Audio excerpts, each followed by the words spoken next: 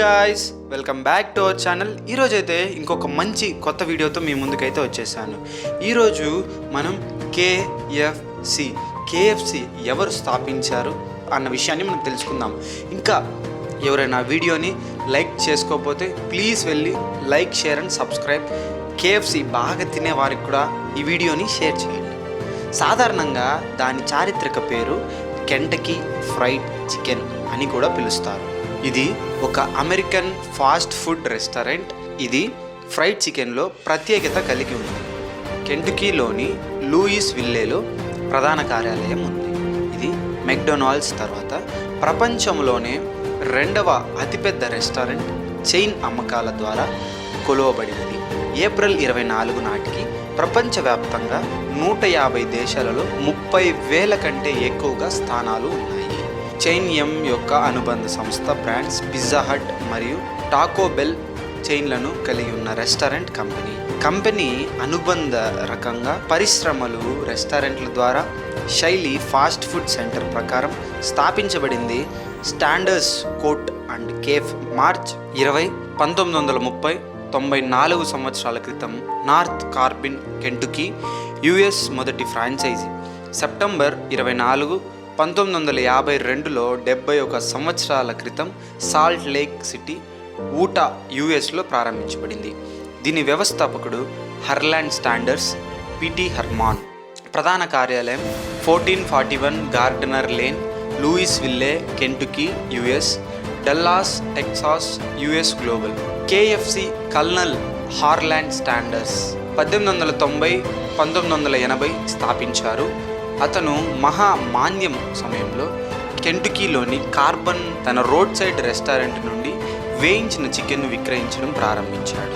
Sanders restaurant franchising concept యొక్క సామర్థ్యాన్ని గుర్తించాడు మరియు 1952లో సాల్ట్ లేక్ సిటీ, ఊటాలో ప్రారంభించబడిన మొదటి Kentucky fried Chicken franchisee KFC fast food పరిశ్రమలో చికెన్ను ప్రాచుర్యంలోనికి తెచ్చింది.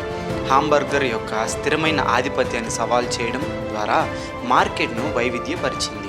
తనని తాను కల్నల్ స్టాండర్స్గా పేర్కొనడం ద్వారా హార్లాండ్ అమెరికన్ సాంస్కృతిక చరిత్రలో ప్రముఖ వ్యక్తి అయ్యాడు మరియు అతని చిత్రం ఈనాటికి కేఎఫ్సి ప్రకటనలలో విస్తృతంగా ఉపయోగపడుతుంది. అయినప్పటికీ సంస్థ యొక్క వేగవంతమైన విస్తరణ వృద్ధాప్యంలో ఉన్న స్టాండర్డ్స్ను అధిగమించింది మరియు అతను దానిని 1964లో జాన్ వై బ్రౌన్ జూనియర్ మరియు జాక్ సి మాస్సే నేతృత్వంలోని పెట్టుబడిదారులకు బృందానికి విక్రయించాడు.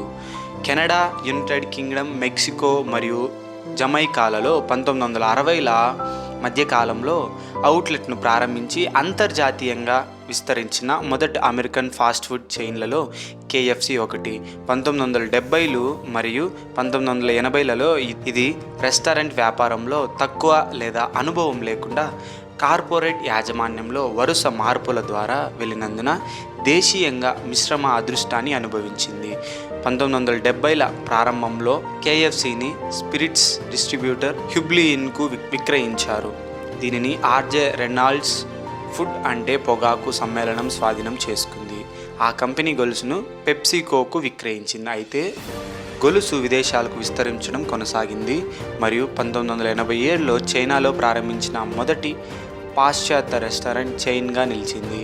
ఇది ఇప్పుడు కంపెనీ అతిపెద్ద మార్కెట్గా ఉన్న చైనాలో వేగంగా విస్తరించింది. స్టాన్ కోట్స్, ఈయన హార్లాండ్ స్టాండర్స్ కేఎఫ్సి యొక్క సిఇఓ. కేఎఫ్సి కనిపెట్టిన వ్యక్తి స్టాండర్స్ కోట్. హార్లాండ్ సాండర్స్ 1890లో జన్మించాడు మరియు హెన్రీ విల్లే, ఇండియానా, కెంటకీలోని లూయిస్ విల్లే సమీపంలో వెలుపల ఒక పొలంలో పెరిగాడు. సాండర్స్ 5 సంవత్సరాల వయసులో ఉన్నప్పుడే అతని తండ్రి మరణించాడు. అతని తల్లిని క్యానింగ్ ప్లాంట్లోని పని చేయవలసి వచ్చింది. ఇది పెద్ద కొడుకుగా సాండర్స్ తన 2 చిన్న తోబుట్టువులను చూసుకునేలా చేసింది. అతను 7 ఏళ్ల వయసు వచ్చిన తర్వాత అతని తల్లి అతనికి వంట చేయడం నేర్పింది. 13 సంవత్సరాల వయసులో కుటుంబ ఇంటిని విడిచిపెట్టిన తర్వాత సాండర్స్ మిశ్రమ విజయాలతో అనేక వృత్తుల గుండా వెళ్ళాడు. 1930లో అప్పిలాచియన్ పర్వతాల అంచున ఉన్న చిన్న పట్టణమైన కెంటకీలోని నార్త్ కార్బిన్ వెలుపల యుఎస్ రూట్ 25లో శాండర్స్ షెల్ ఫిల్డింగ్ స్టేషన్ను స్వాధీనం చేసుకున్నారు. అతను చిన్నతనంలో నేర్చుకున్న వంటకాలను ఇక్కడే మొదటిసారిగా ప్రయాణికులకు అందించాడు. వేయించిన చికెన్ మరియు స్టీక్స్ మరియు కంట్రీ హామ్ వంటి ఇతర వంటకాలు తన సొంత డైనింగ్ రూమ్ టేబుల్ నుండి 4 సంవత్సరాలు సేవలందించిన తర్వాత శాండర్స్ రోడ్డుకు అవతలి వైపున ఉన్న పెద్ద ఫిల్లింగ్ స్టేషన్ను కొనుగోలు చేసి 6 టేబుళ్లను విస్తరించాడు. 1936 నాటికి గవర్నర్ రూబీ లఫూన్ ద్వారా కెంటకీ కల్నల్ అనే గౌరవ బిరుదును శాండర్స్ ఇవ్వడానికి ఇది చాలా విజయవంతమైనది. 1937లో అతను తన రెస్టారెంట్ను 142 సీట్లకు విస్తరించాడు మరియు వీధికి అడ్డంగా కొనుగోలు చేసిన మోటల్ను జోడించాడు. దానికి శాండర్స్ కోట్ అండ్ కేఫ్ అని పేరు పెట్టాడు. ఇనుప ఫ్రైయింగ్ ప్యాన్లో తన చికెన్ను సిద్ధం చేయడానికి పట్టే 35 నిమిషాల శాండర్స్ అసంతృప్తి చెందాడు. అయితే ఇతను చికెన్ను డీప్ ఫ్రై చేయడానికి నిరాకరించాడు. ఇది ఉత్పత్తి నాణ్యతను తగ్గిస్తుందని అతను నమ్మాడు. అతను ఆర్డర్ల కంటే ముందుగానే చికెన్ను వండినట్లయితే కొన్నిసార్లు చివరిలో వృధా అయ్యేది. 1939లో మొదట వాణిజ్య ప్రెషర్ కుక్కర్లు మార్కెట్లోనికి విడుదల చేయబడ్డాయి. ఎక్కువగా కూరగాయలను ఆవిరి చేయడానికి రూపొందించబడ్డాయి. శాండర్స్ ఒకదాన్ని కొనుగోలు చేసి దానిని ప్రెషర్ ఫ్రైయర్గా మార్చాడు. తర్వాత అతను చికెన్ వేయించడానికి ఉపయోగించాడు. కొత్త పద్ధతిలో ఉత్పత్తి సమయాన్ని డీప్ ఫ్రైయింగ్తో పోల్చడానికి తగ్గించింది. అయితే శాండర్స్ అభిప్రాయం ప్రకారం పాన్ ఫ్రైడ్ చికెన్ నాణ్యతను నిలుపుకుంది. ఈ ఒరిజినల్ రెసిపీ మరియు ఫ్రాంచైజింగ్ జూలై 1940లో శాండర్స్ తన 11 మూలికలు మరియు సుగంధ ద్రవ్యాలు ఒరిజినల్ రెసిపీగా పిలువబడే దానిని ఖరారు చేశాడు.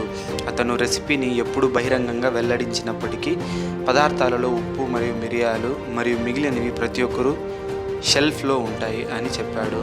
1950లో కెంటకీ కల్నల్గా గవర్నర్ లారెన్స్ వెదర్ బీచే తిరిగి నియమించబడిన తర్వాత శాండర్స్ ఆ భాగాన్ని ధరించడం ప్రారంభించాడు. నల్లటి ఫ్రాకు కోటు తర్వాత తెల్లటి సూట్కి మారాడు మరియు స్ట్రింగ్ టై ధరించి తనను తాను సూచించుకున్నాడు. ది కల్నల్ జీవిత చరిత్ర రచయిత జోషి ఓజెర్స్క్ ప్రకారం అతని సహచరులు టైటిల్ మార్పుతో పాటు మొదట హాస్యాస్పదంగా మరియు తర్వాత ఆసక్తిగా వెళ్ళారు. 1952లో శాండర్స్ తన వంటకాన్ని నగరంలోని అతిపెద్ద రెస్టారెంట్లలో ఒకటైన ఊటాలోని సౌత్ సాల్ట్ లేక్కి చెందిన తన స్నేహితుడు పీట్ హర్మాన్కి ఫ్రాంచైజీ చేశాడు. శాండర్స్ కోట్ ఆ కేఫ్ సాధారణంగా ప్రయాణికులకు సేవలు అందిస్తుంది కాబట్టి 1955లో ఇంటర్స్టేట్ 75 కోసం ప్లాన్ చేసిన మార్గం అతని ఆస్తులను దాటివేసినప్పటికీ శాండర్స్ వాటిని విక్రయించాడు మరియు రెస్టారెంట్ యజమానులకు తన రెసిపీని ఫ్రాంచైజీ చేయడానికి యుఎస్ ప్రయాణించాడు. ఇండిపెండెంట్ రెస్టారెంట్లు ప్రతి కోడిపై 4 తర్వాత 5 సెంట్లు శాండర్స్ రెసిపీకి బదులుగా ఫ్రాంచైజీ రుసుముగా చెల్లిస్తాయి మరియు దానిని వారు మెనూలలో ప్రదర్శించే హక్కు మరియు ప్రచార ప్రయోజనాలు కోసం అతని పేరు మరియు పోలికను ఉపయోగించుకునే హక్కు కల్పించాయి. ఇది నాకు తెలిసిన KFC కెంటకీ ఫ్రైడ్ చికెన్. ఈ వీడియో మీకు నచ్చినట్లయితే please like, share and subscribe.